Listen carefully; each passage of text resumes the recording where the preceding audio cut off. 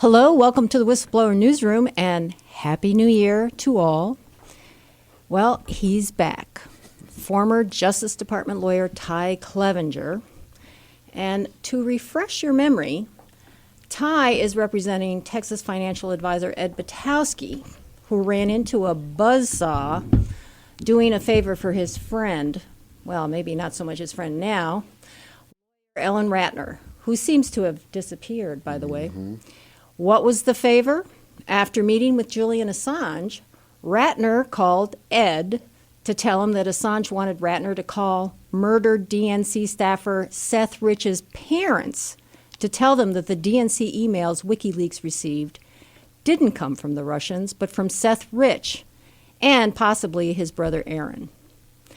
Assange felt this might be important to the investigation of Seth Rich's murder. Ratner said she didn't want to make the call because she was uncomfortable doing that, so she asked her good friend Butowsky to do so. He finally agreed to do it, and during that conversation, Butowsky says that Seth's parents told him something that blew Russiagate and the Mueller investigation into whether or not Trump or his people colluded with the Russians completely out of the water. They already knew, they said, that their sons had given the DNC emails to Wikileaks. When Butowsky tried to go public with this information, he and others walked right into a buzzsaw. Butowsky's business declined precipitously, and he was smeared in the mainstream media as a liar and conspiracy theorist. A man of means and action, Butowsky reached out to Ty Clevenger for help. Ty's been on the case for a while now, and he's here to talk about new developments in the case. But first, Ty, why don't you walk us through the actions you took when you first caught the case so that we can, put their updates in an historical context? Sure. Yeah, so Ed and I got connected because I had been blogging a little bit about Seth Rich, and one of my brothers and a journalist friend told me, you really ought to look into this Seth Rich stuff. So I started blogging about it, filed some FOIAs, and the FBI thumbed its nose, as did everyone else at my FOIAs. And in the course of that, Ed saw some of this and reached out to me. And so he actually got sued by Rich's family, sued by the parents, sued by the brother. And then we have filed suit against some of the media people who have smeared him. There's a list of them.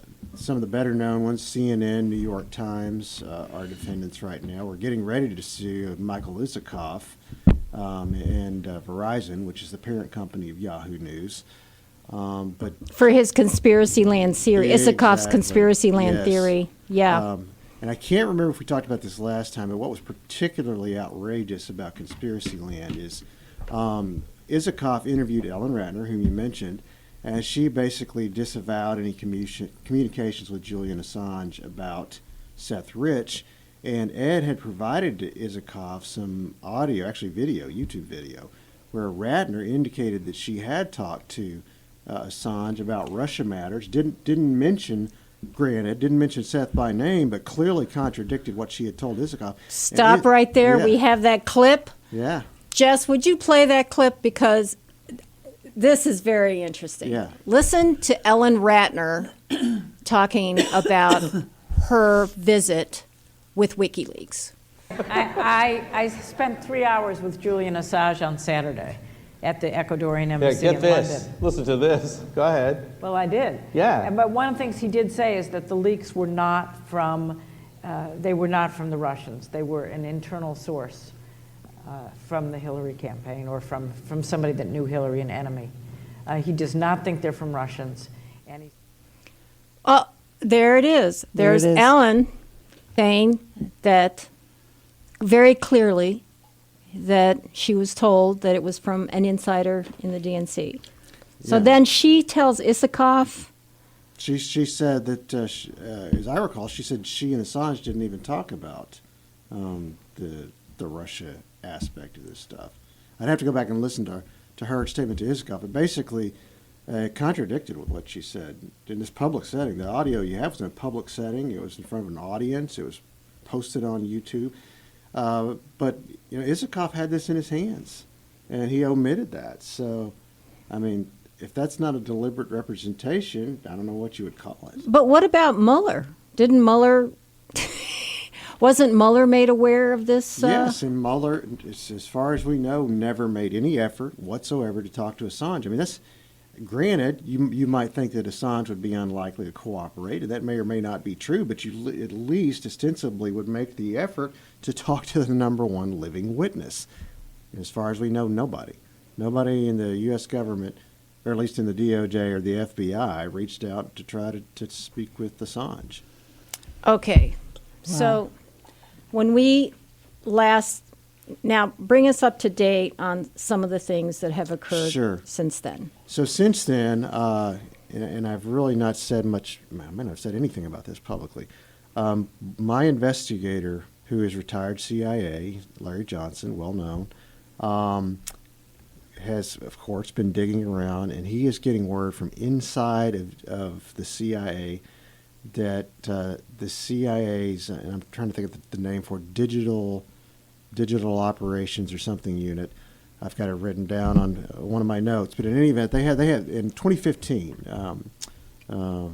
not Clapper, but Brennan set up a cyber unit within CIA in 2015. And according to what Larry learned from his sources, that cyber unit actually inserted the quote-unquote Russian fingerprints into the DNC emails. And furthermore, according to what he's being told, DC leaks and Guccifer 2.0 were created by that cyber unit. They were not Russian. Sounds familiar. Okay, Speculated. so Larry False flag. Johnson, hold up here. I know Larry. Yeah. Larry Johnson uncovered that Yes. through his CIA connections? Right. Okay, because And I have to say that there are some people in the CIA who are not happy about what has happened here. So God bless them for, fighting back. But not well, everybody. they're not fighting back hard enough in my estimation. They need to release some more information however they want to do it, and they're very sneaky people. They know how to do that. Well, they're talking to John Brennan. So that counts. Not John Brennan. I mean, John Durham. Oh, John Durham. Durham. Sorry. Oh, Wrong name. Yeah, John Durham. they're probably talking they to John are. Durham about John Brennan. Well, yeah, exactly. But okay. But so- Barr said recently that he was still citing Russia being the source of the emails. I'm very suspicious It's- of Barr. I have to tell you, I'm very, very sorry to say that. It's heartbreaking to me. You've heard him say that, right? but, You've heard Barr say that. No, Oh, I he have did? not recently. Okay, I all haven't. right. But if you're saying it, Yeah, Durham, I don't know.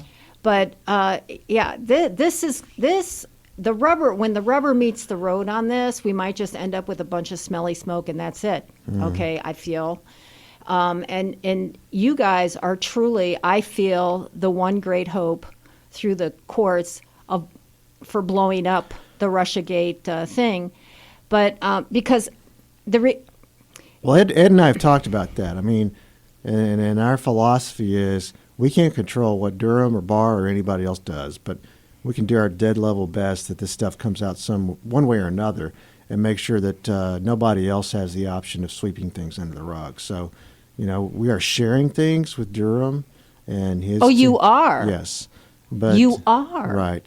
But Can you talk about what you're sharing? Yeah, it's been mostly things that are pretty well known already. We've shared within the for example, about what Bill Binney has said about it being technologically impossible. Yes. We've for had him on the show. Right. So that stuff we've certainly shared. We've offered to bring our people to their offices, to tell whatever they know. Is Durham receptive and interested? Does he, if I may, There get it? has been. I don't know about him personally, but I do know that his chief investigator has communicated with Ed directly. Wow. So, Okay, that's a very Well, good. That's very a very good preliminary. sign. I don't know if that's a good sign. I don't know if it's a mining operation or if it's a right. information gathering operation for actual action to take action in the courts. I don't know, because me, I'm very suspicious. I've been down these roads before, and right now everybody's gathering information, which leads me to, by the way, Ray McGovern, who we have on Right. here to talk about developments as well in this whole Russiagate business, just told us right around Christmas time, he and Bill Binney and Ed Loomis and Skip Folden, the team, the Veteran Intelligence Professionals for Sanity team, lo and behold, just got subpoenaed by Aaron Rich for his case against Ed Butowsky. Yes. So can you talk about that Yeah, and sure. what that's about? Well, and I've spoken with some of those guys as well. At this point, I don't think they're interested in trying to prove a case on their end. I think this has always been about controlling the narrative. Initially, it was about bullying and intimidating people into silence. It worked on the Washington Times. Right. It did not work on Ed, did not work on Matt Couch. And I don't think they ever expected it to last this long. So at this stage, I think they're more trying to figure out what we know as a, I guess, damage control mechanism. I do think that there's still an element of intimidation involved to try to start going after all the VIPS guys. But, you know, I don't think they're going to like what they hear from those guys. But isn't it a double-edged sword for them? Because if you are going to subpoena them for information, they may give you information that actually shoots you. Absolutely. Yeah, absolutely. And the weird thing about it is, even in the public perception, why is Aaron Rich, his lawyers, reaching out to Veteran Intelligence Professionals for Sanity about their report saying that the DNC emails were copied, not hacked, and they were copied locally and so on? I mean, they provide this technical report. So doesn't he already kind of shoot himself in the foot by connecting his case to VIPS through this subpoena? It was a very, very risky move on their part, and your analysis is spot on. They have to know that these guys are going to say things that are not helpful to their case, and so then that raises the question: well, then why are they going ahead? Because these are not dumb lawyers. I think what they're doing is they're going to take that information. I can really come up with some reptilian stuff in my brain, and you're dealing with reptiles. Well, so. Exactly, and I think all investigative reporters have that reptilian sense, and my reptile sense says that they're gathering that stuff and they're going to give it to CrowdStrike or some, some friendly hackers or whatever who will craft a response, a technical rebuttal to I'm what sure. the Right. VIPS people provide. Right.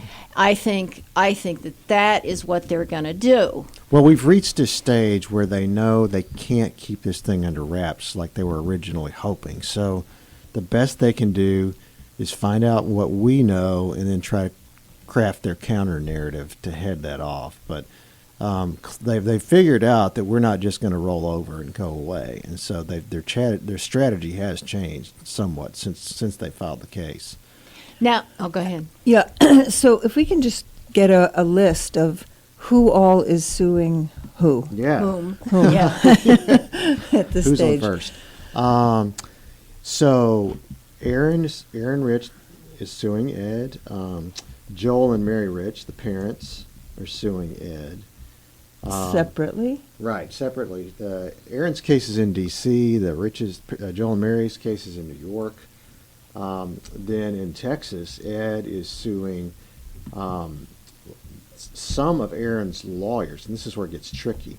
Aaron's lawyers have gone on television and as well as spoken to print reporters and said things that we think are clearly defamatory. So we finally sued them in Texas, and they're screaming bloody murder and saying, you can't do that, we're lawyers, we should be immune, blah, blah, blah. Why should they be immune? Well, they're claiming that was part of their duties as a lawyer. I think the law is pretty clear. It's not part of your duties to publicly smear your opposing party Right. on television. Right. And so we're fighting that out in Texas. We've sued the New York Times. We've sued Vox, not Fox, but Vox with a V. Right. We have sued CNN, including Anderson Cooper. So those are all of those defendants are in one case in Texas. Then there's another case where Ed has sued David Folkenflik at NPR, Right. as well as How's that going? we got past the motion to dismiss, which on a defamation case, that's a big deal to get past the motion to dismiss. Right. I And remember that. Yeah, it got a lot of media attention, and rightfully so. So that one is moving forward. What's interesting, you jogged my memory about something in the Folkenflik case. The NPR has gotten very aggressive about issuing subpoenas, which leads me to believe that all of this litigation seems to be so well coordinated that the various defendants, as well as the plaintiffs, including Aaron Rich's lawyers and Joel and Mary Rich's lawyers, seem to be coordinating. It's almost like a coordinated assault. And then in addition to the NPR case, we've got a case against Doug Wigdor, who is a lawyer here in New York. He filed suit against Ed and Malia Zimmerman and Fox News over their story about Seth Rich. And that whole case collapsed. And we've got documentary proof that Doug Wigdor knew that his lawsuit would not stand up. And he knew that before he filed it, because we had Now, what law firm is he with? It's his own. The firm has his name, Wigdor LLP. There's actually 5 partners and a bunch of associates in that firm. Okay. But he had been provided with documentary evidence that some of the things they were alleging in that lawsuit were not true. He was provided with that before they were filed. He was warned not to file it, and then of course the whole thing collapsed on him. But he went into a meeting, and this was reported in the New York Times. He went into a meeting with Fox and basically wanted $60 million in order to not file this lawsuit.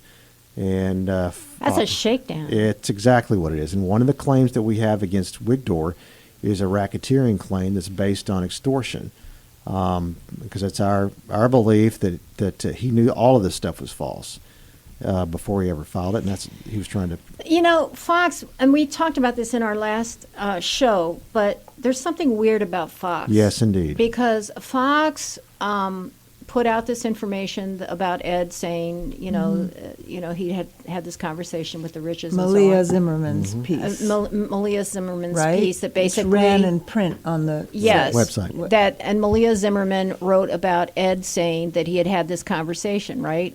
with Seth and Aaron's parents, who said they knew that was it both sons? They knew that both sons were involved. Well, or is it just when Ed first called Joel, Ed said he had not been told anything about Aaron, but according to Ed, when Joel responded to what Ed had told him about Seth, Joel told Ed that his sons, plural. Yeah. According to Ed, he said sons, plural. I know my sons were involved. Yeah, were. And so Ed says that's the first time he had any inclination it was both. Okay, so anyway, this comes out. Malia Zimmerman is put on the bench and still paid. Yes. Okay.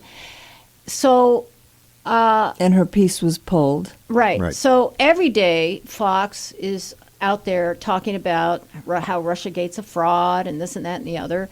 And here is the absolute, ground zero case on the fraud issue, which they your avoid. case, Right. the Ed Butowsky case, and yet They won't touch it. that's No. so what's going on here? What's going on here? Well, when we mentioned this in one of the lawsuits, Rupert Murdoch's daughter-in-law was on the board of one of the Clinton foundations. There are connections there, personal friendships. Ed had been told things by people inside of Fox that the orders came down from the top to kill this thing.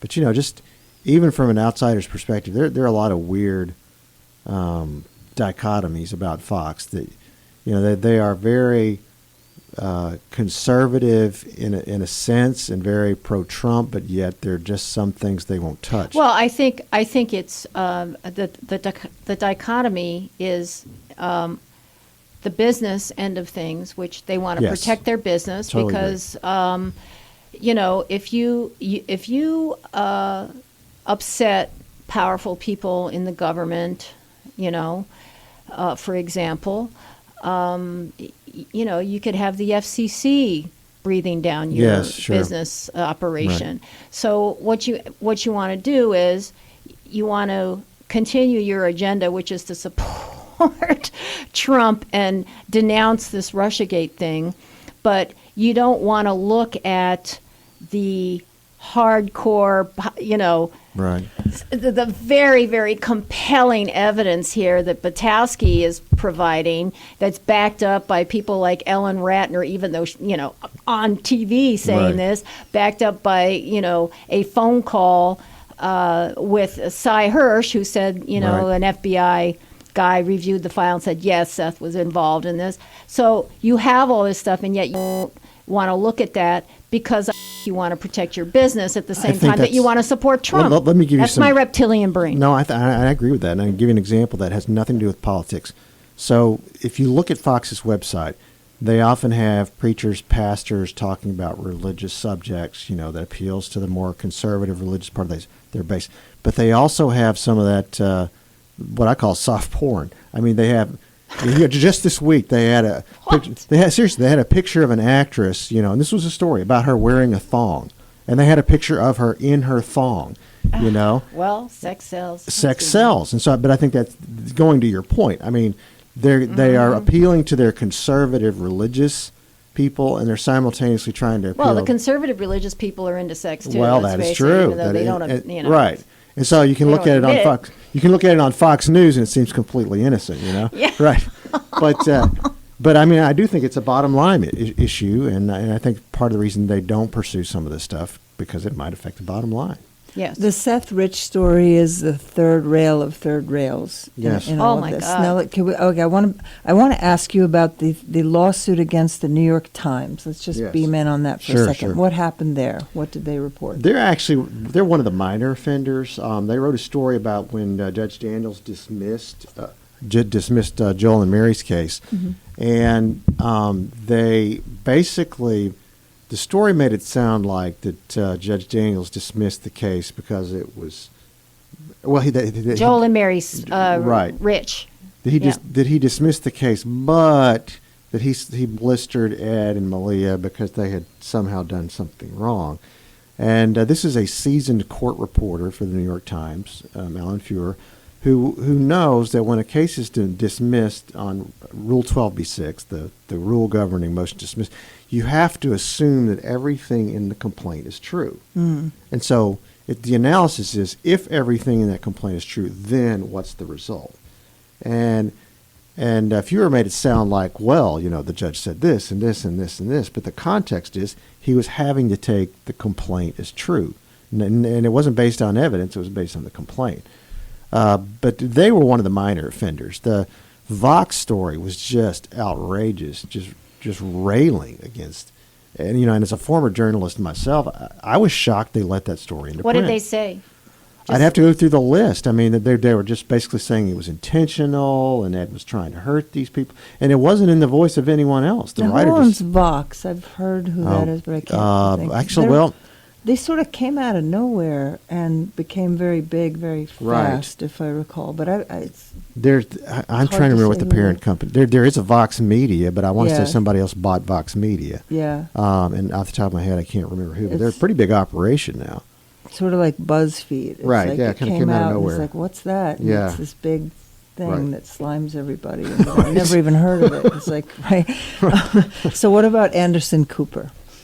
Cooper hosted a show where he brought Michael Gottlieb, who is one of Aaron Rich's attorneys, on board, and the whole thing was just basically a smear session and how awful Ed and Malia were. It was Wow. extremely one-sided, and didn't try to provide any context. And some of the statements that he made, and some of his people on air, including his own people, I mean reporters and producers, we believe crossed the line of just factually false statements. Right. So what's the status of those Texas lawsuits that they're I was hoping we would have had a decision by now on the motion to dismiss on that. We were supposed to have an initial court hearing back in December that got postponed to February.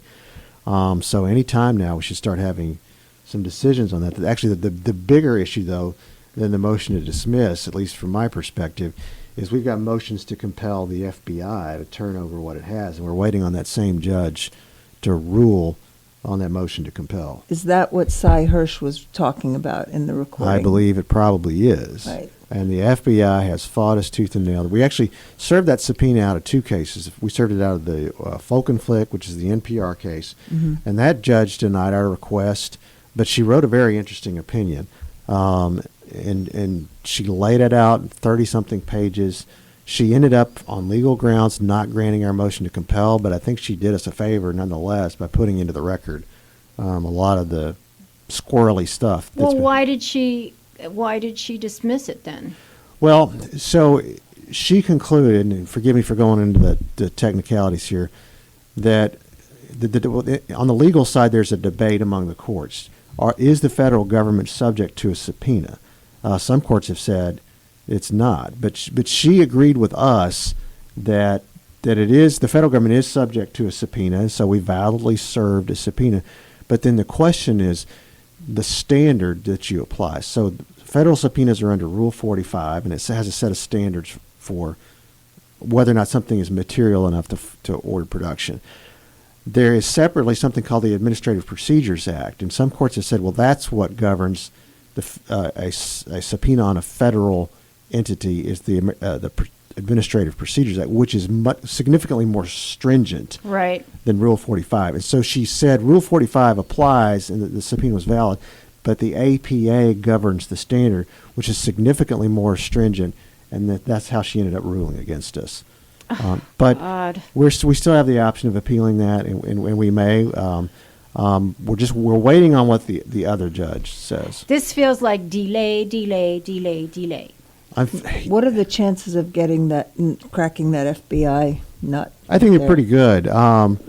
Because that's where it all is, right? The essential. That's where a whole lot of it is. The NSA also has proof. Right. I've served a subpoena on the NSA that I have refused to comply. I'm getting ready to file a motion to compel on the NSA.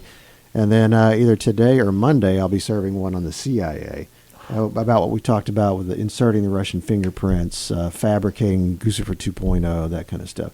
So we're going to ask for it. They're going to deny it, and then we'll file a motion to compel. Well, I'm very interested. Incredible. And also, I have so many things going on in my head at one time that I'm running. My thoughts are running into each other, but story of my life. You had mentioned. Let me go in this direction first. You had mentioned filing a RICO case. Yes. Against certain individuals in various agencies of the government, including the executive branch, right? Could you talk about that? Yes, absolutely. I'm glad you brought that up. So I filed a precursor against CrowdStrike, DNC, and Perkins Coie, which is the law firm that hired Christopher Steele and was, kind of like Emperor Palpatine behind the scenes, coordinating everything. Forgive the Star Wars reference. Yeah, I like it. So we filed that, and I actually ended up dismissing it because that case was predicated on the dismissal of Joel and Mary Rich's case here in New York. It was thrown out by Judge Daniels because it's very clear under the law you cannot turn a defamation claim into an intentional infliction of emotional distress, and a third party cannot file defamation on behalf of someone else, particularly a dead person. Right. Well, the Second Circuit, in its infinite wisdom, rewrote New York law and reinstated that case.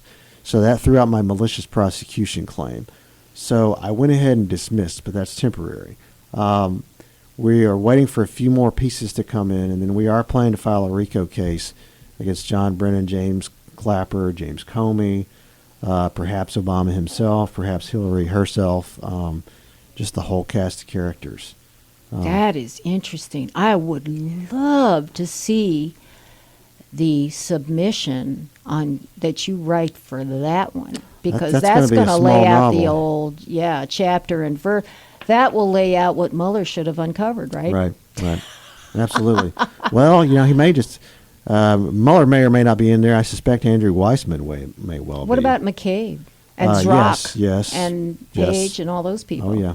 In fact, the debate I'm having with some of my colleagues is how far down the tree do you go? Because, I mean, at some point the case could become unwieldy if you have 100 defendants, but there's 200 or 300 defendants. You could have, or perhaps more. Well, I mean, I would forego the smaller fish in The big ones. Mhm. Yeah, but the thing is that the smaller fish can lead you very nicely to the bigger Absolutely. fish. So you're gotta- having the same discussion we had as the old street drug dealer theory. You catch the Exactly. guy on the corner and then roll him up to the next level, up to the top. And so that's kind of the debate we're having internally. Is that the approach we're going to take? And we haven't really decided yet. Right. Well, that's a big one. huge undertaking. It's a big one. Yeah, definitely. Yeah, that will be a team effort for sure. And is anybody raising money for you guys, or is this all coming out of Ed's pocket? We're mostly doing this. Ed is covering some of the expenses, and the lawyers are doing the rest of it on pro bono contingency, mostly contingency. Actually, it's Matt Couch who's being represented pro bono by some lawyers. Now, talk about Matt Couch's case for a second. Matt is being sued by Aaron Rich as well for some of the statements that he made. Talk about who Matt. Tell people who Matt Sure, is. Matt is he's got a website, and this is terrible. The name just Matt's going to kill me. The name just escaped me. Well, Google Matt Couch, and you'll find his publications online. He's very active on Twitter, and he does Periscope feeds. And Matt and Ed originally were at odds when they were both sued in D.C., but they have since joined forces against a mutual enemy. The DCPatriot.com? Yes, thank you, DC Patriot. Oh, saved my skin there.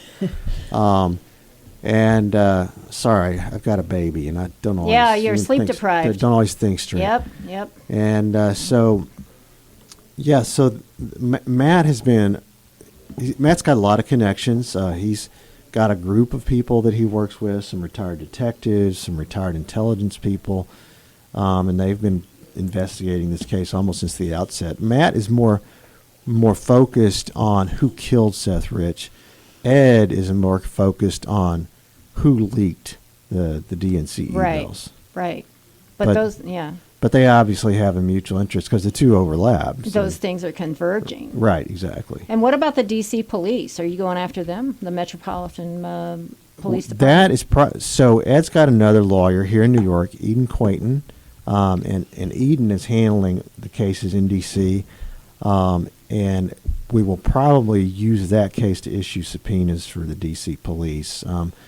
Eden actually already has subpoenaed Joey Della Camera, who was the detective assigned to the Seth Rich murder. So that should be very interesting to see what he gets out of Della Camera. I have heard that Seth Rich arrived at the hospital not certainly alive and was expected by doctors who saw him to survive. That is what Matt's sources are telling him. Yes. And I don't. I'm only getting that second or third hand from Matt, but that is what Matt has been told. Okay. Now, what about the Awan brothers? And explain to our Yes. audience who the Awan brothers are Right. and their connection to the DNC. Right. Great question. Yeah. So the Awans were running IT for the Democratic Congressional Campaign Committee, which was run by Debbie Wasserman. Well, not run by Debbie Wasserman Schultz, but they were working with her and for the DCCC. And then while Wasserman Schultz was running the DNC, apparently they also had a role at the DNC, which that's a lot less commonly known, the fact that they were Yeah. involved with the DNC. Right. It was very well known that they were running a lot of computer systems on the Hill and that the FBI raided their house. And the Awans are Pakistani immigrants who are, who were working all these IT systems. And the interesting thing was the House Inspector General started an investigation into all of this stuff, and she was basically shut down, which, given the fact that Republicans control... Shut down by who? According to what she has told my acquaintances, the people at the top, which would have been the Speaker and the Minority Leader, Right. just showed no interest in this. Supposedly she went to DOJ. DOJ showed no interest in this. Larry tells me that the Awan brothers were government assets. In other words, they were working. Yeah, yeah. And so what we are wondering is if they were double agents. You know, I mean, you hate to assume anything just because they're immigrants, but they were Pakistani immigrants. And the access they had and to it was- these was computers, enormous. and they ordered Yeah, these we did things. a whole show about that. Yeah, have you spoken to Andrew McCarthy about the A1s? I have not. But he knows a ton about this stuff. Yeah. You must Yeah, you get in must. touch with Andrew McCarthy. Yeah. As a matter of fact, you must get in touch with him because I think you guys might be able to fill in some blanks for Yeah. each other. Well, and there's the young guy for Daily Caller, Luke, his last name escapes me. He wrote a book about some of this stuff with the Awan brothers, and he knows it like the back of his hand. But the question that we began to have was were the Awan brothers perhaps somehow involved in leaking stuff from the DNC, or alternatively, if they were running the system and they figured out that Seth was leaking, you know. Well, then what kind of motives would that create for someone to do something nefarious? And again, we don't know this, but these are just questions that any investigator would want to probe into. And so we are exploring the Awan brothers and, you know, what their role was at the DNC. What about Debbie Wasserman? Yes. And her computer. Right, exactly.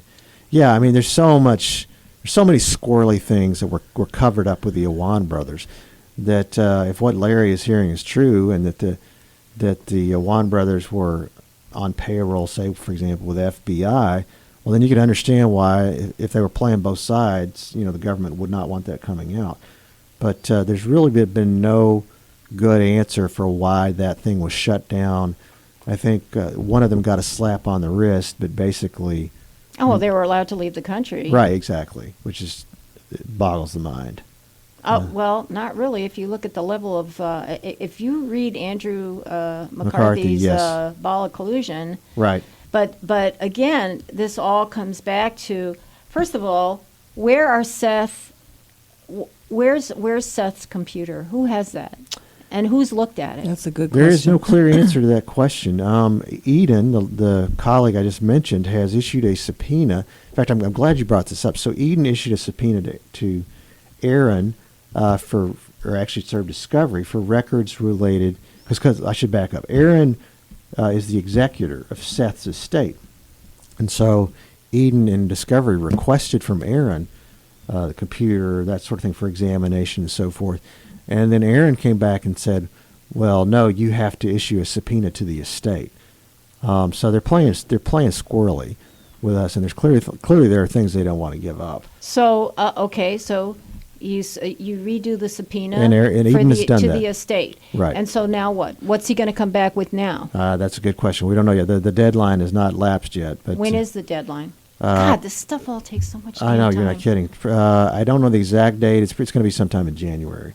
And so, you know, pretty soon they're going to have to either file objections or produce the stuff. Is it true that Seth Rich was on the phone with his girlfriend at the time? That's what we're hearing He from was multiple killed. sources, yeah.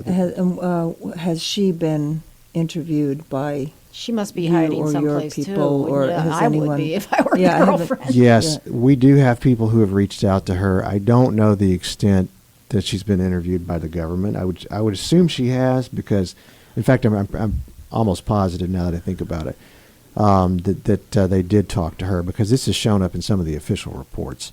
But certainly people have talked to her.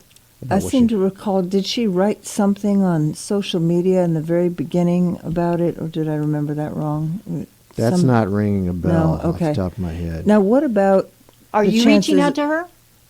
I'm not directly, but people, The Washington folks are? they are. Hmm. Oh, okay. And Actually, Eden is making his people are making contact with Kelsey. Kelsey was a girlfriend.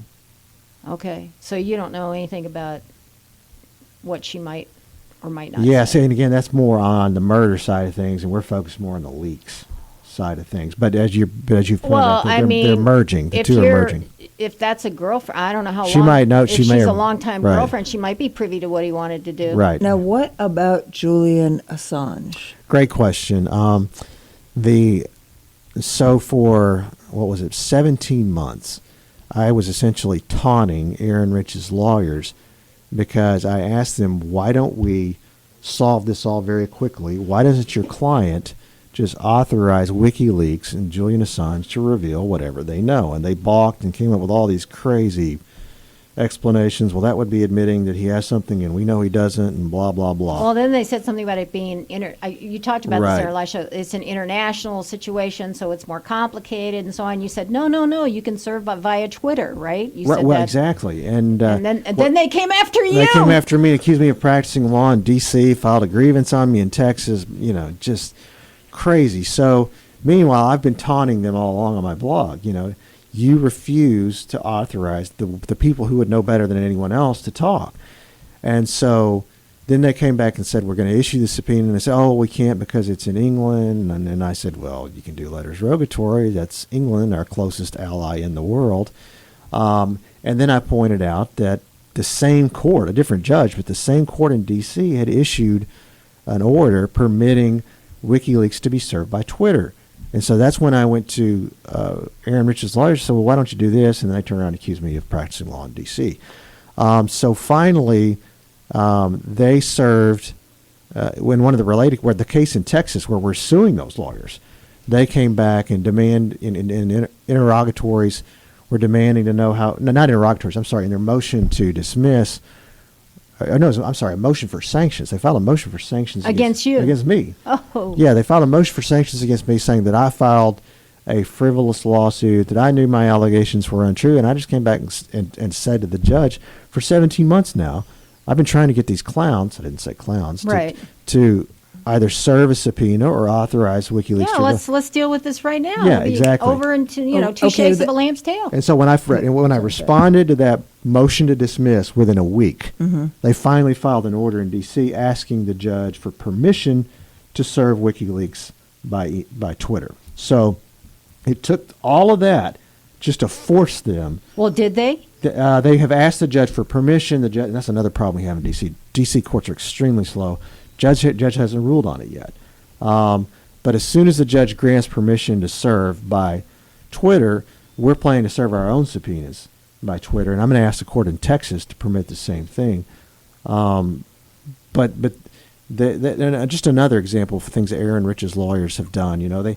They are trying to seal things. They're selectively redacting things. When we produce, What do you mean? What are they trying to seal? There's an agreement in place because a lot of this information is very confidential because they wanted some of Ed's business records and so forth. So it's typical in a case to have a protective order limiting things to only between the parties or only even between the attorneys. And so Eden has produced information to them that Eden did not designate as private or restricted. But it's harmful to Aaron's case, and it shows that Ed did have reason to say what he said. And so under the auspices of trying to protect Ed, they claim, they redact some of this stuff Oh, no. and then file it with the court. And we're like, no. You don't get to tell half the story, half our story that we're telling ourselves. Right. But it's just typical of the games they've been playing for, Well, then the question becomes, can't you ask them to provide a reason?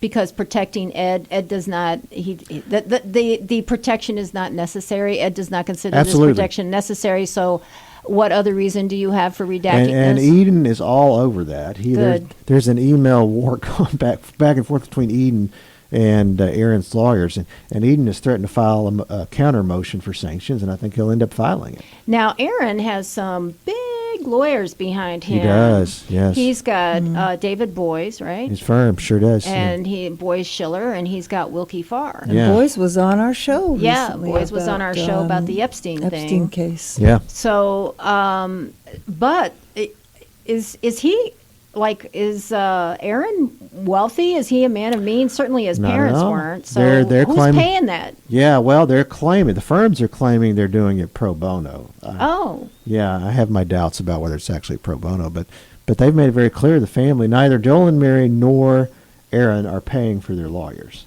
and they're doing it pro bono because they feel badly for Aaron that he's involved in this. Supposedly. Right. Wow. But That's interesting. according to Ed, he was told early on by Joel that a spokesman from the DNC, Brad Bauman, had been assigned by the DNC. Ed says that's what Joel told him. And the reason that's interesting is because Bauman seems to be kind of a key coordinator. Bauman filed his own lawsuit against Ed, which was absolutely off the wall crazy and was thrown out. But For what? He said that Ed had defamed him when Ed basically rebutted him on national television. You know, Bauman is smearing Ed on national television, and Ed turns around and calls, I forget exactly what it said, but Ed basically says the guy's a schlock, and then poor little Brad Bauman, goes crying his feelings he hurt, and he sues for defamation. Judge throws that out on its face. But when Bauman got involved, that's the time that Boy Schiller started getting involved. All these big D.C. law firms. And so we think Bauman's got some kind of coordinating role. Okay, so shouldn't Bauman be subpoenaed? He will be. He's going to be deposed. He originally was a defendant in one of our lawsuits. I mentioned earlier that we had to dismiss that case against DNC because of what happened in New York, but we're going to bring that back when we put a few more pieces together, and I suspect Bauman's going to be a defendant. What about Wasserman's computer? Yes, that's on our to-do list. There, we've got a long to-do. I think I've to-do read list. your to-do list. Yeah. It's the holidays were kind of out the window especially for Eden. Poor Eden was working, weekends and nights That's throughout the so holidays. Now, interesting. I want to bring up somebody who doesn't get talked about a lot, and I never really know why. Craig Murray, Yes. right? Am I right that Craig Murray was the intermediary? Is that the right word? Talk about who he is. So so he's our audience is a up. diplomat, British diplomat, Right. and he's still public. He's still on Twitter. Right. And at the time all of this went down, what I remember is that Craig Murray said that he received the emails from a I cannot recall what he said about that exactly, Right. but he was in receipt of them and gave them to WikiLeaks. Did I get that right? He was the I believe that's liaison, right? We have not yet gotten him. That's going to be on Eden's list to try to take a deposition of Murray. I have not made contact with him yet, and that's a shortcoming. I think he's very key. Oh yes. Well, we're you just- can ride I'm on. not saying you don't have enough to do. No. But But- you can but use he's open, Eden's Craig Murray. depositions in yours. Right? Exactly, and that's what I'm doing. I mean, you have to save yourself some energy. absolutely. Here. Eden and I are parceling things up, and right Right. now, legally, Eden is in a better position to get these depositions than I am because we haven't even gotten past the motion to dismiss on one of the cases in Texas, whereas Eden is defending, and so he has a stronger grounds to issue subpoenas and demand the depositions. One of the things I don't understand is why WikiLeaks hasn't been more forthcoming to just prove that the emails did not come from. Right. Assange did say a little bit obliquely it was not a state actor or was not. Well, he's a gone state further than that. I mean, he's strong. They put out a reward for information related On to Seth's Seth. murder. Yeah. Yeah. And so they made it But pretty why clear. couldn't he have just said this came from an inside You know. download? Well. But let, I can't let say me say who. this. But I Celia. can't say who because we can't give up our. I sources. have Yeah. I have a request, and if any of our listeners can help us on this, I'd really appreciate it. I have a request in for an interview with the current publisher, the current head of WikiLeaks, who has replaced Wow. Julian. Assange. Uh-huh. to try and get him just to discuss not who did it, Sure. but the technical circumstances under Right. which, This data to the was extent that they can do transferred, that. Just so that, is VIPS correct? Because, VIPS is being nicked and, to death by, hackers, good hackers, who are questioning or saying, well, it could be a little different or not, this, whatever. This is not 100%, this is not 100% nailed down, whatever. I mean, there's a lot of sniping back and forth on this, that WikiLeaks could break through it. Yes. very quickly. Right. And I really wish they would, because WikiLeaks as a publisher of information that is truly, it's truly paradigm shifting, you know, which is why Julian is sacrificing his life right now. Yeah, the way I see Okay, it, though. Yeah, wait, let me sorry, go ahead. finish. Sorry.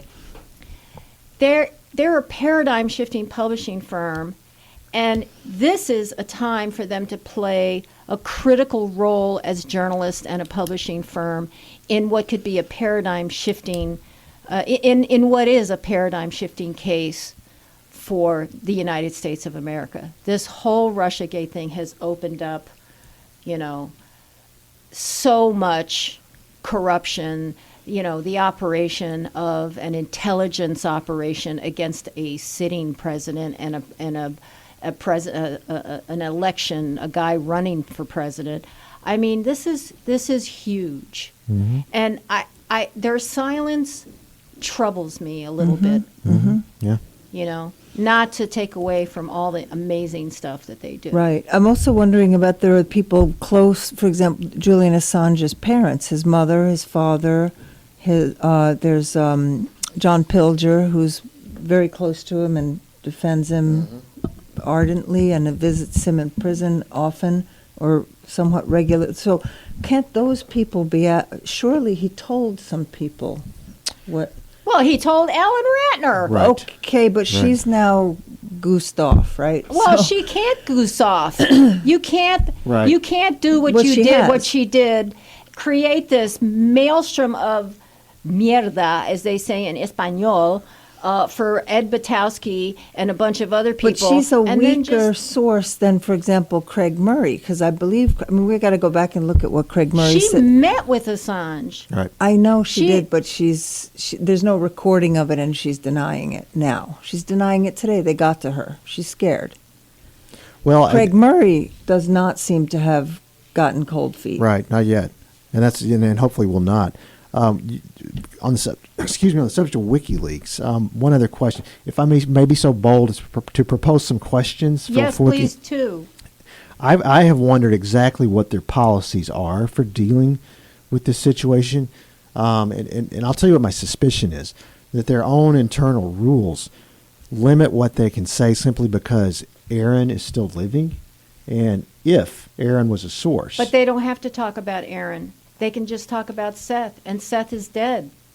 True, but I have to wonder if they're worried that if they say too much about Seth, that might lead to Aaron. That's because remember, based on what Ellen Ratner told Ed, Ellen and Ed had no idea that there was anyone other than Seth involved, and according to Ed, he didn't know that both sons Well, were the involved. parents It was gave the up parents that who did. Right. thing, but hear me.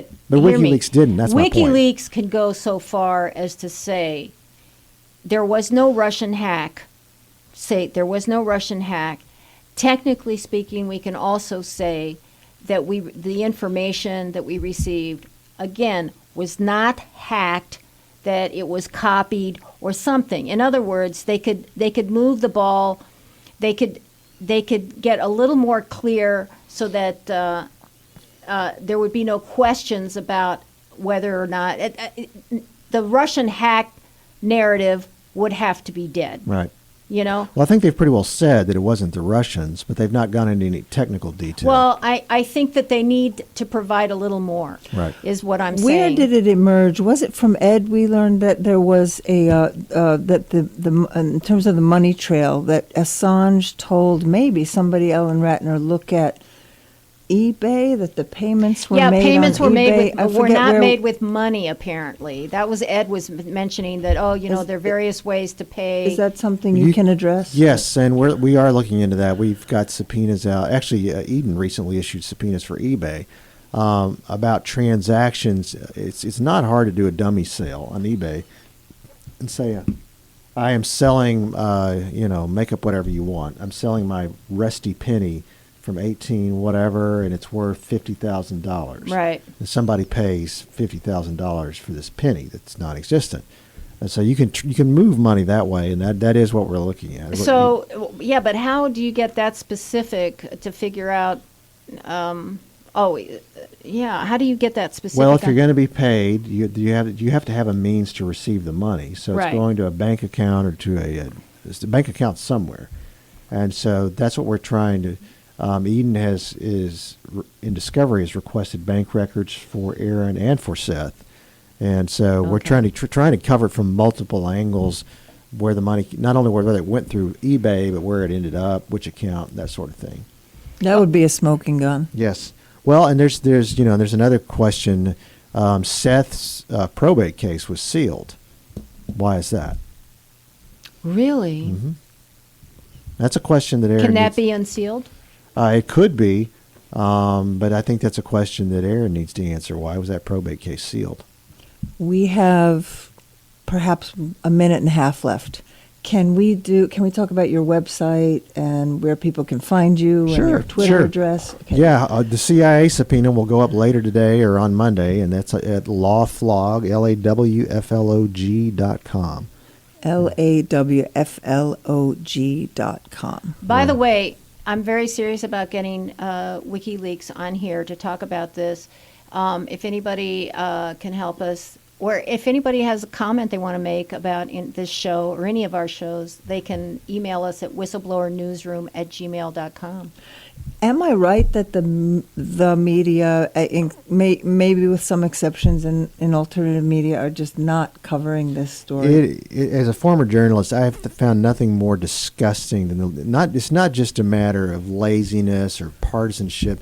In some cases, it's outright complicity. Yeah. It's complicity, and if not that, I would say it's willful blindness. Right. This is an atomic bomb of a story, and it's Yes, just it is. And the vast majority Total of the major silence. news organizations don't want to touch it. crazy. And you know, It's and you like look back at the 70s and the Watergate era and the Church Committee and all this suspicion of the CIA and the FBI, and now they're in bed. They're in bed Oh, with the yeah. CIA, Literally. in bed Oh, with yeah. the FBI. literally. Oh, yeah.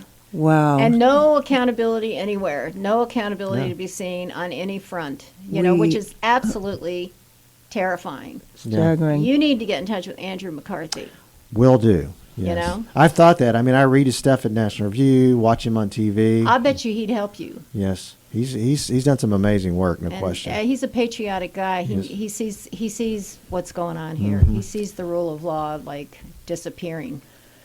You know. So we're out of time. We've been talking We to are. the amazing Ty Clevenger. One more time, your website address. Lawflog, LAWFLOG.com.